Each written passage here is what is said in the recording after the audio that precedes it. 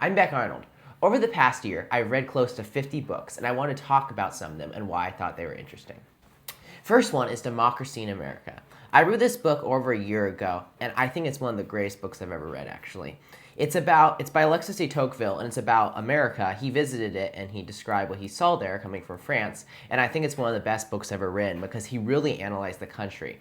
After I read it, I remember thinking, I wish he had went to every country in the world and analyzed in the same way. But I think it's a really great book. He prophesied the Cold War, basically. I mean, not exactly the conflict, but the world be divided between the United States and Russia. And he talked about a lot of other interesting things. He had great social analysis. I have never read a book that was this penetrating, so I would definitely recommend it. The next one is Moby Dick. I read this one a little bit ago, and I think it's really interesting. I had always heard of Moby Dick, and then once I read it, I was like, it's different than I expected. It's a kind of bizarre book, to be honest, but also it's very fascinating. It's an allegory, but I was never really totally able to understand what the allegory is because there is no overarching allegory. It's an allegory in the sense that it can be interpreted in a variety of different ways. But I think it's a very fascinating book, and I would recommend you read it because I think it's one of the best books. I would say it's the best work of literature produced by the United States. So I would definitely recommend it.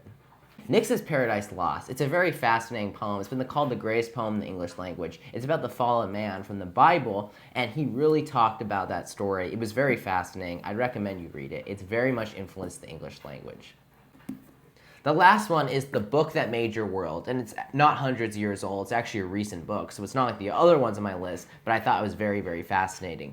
The author is from India, so his perspective on Western civilization was really interesting because he doesn't come from a Western country, and he's seen how the Western countries have influenced his country and created education and all these things. And he was like, why did their country not produce that first? And he talks about how that's because it was founded on the Bible, Western civilization. Reading the book really made me appreciate living in America and the West in general because other countries have a different value system at times and how the Christian value system has really influenced our country. And as a Christian from the global South, it's very interesting to see his perspective on these matters.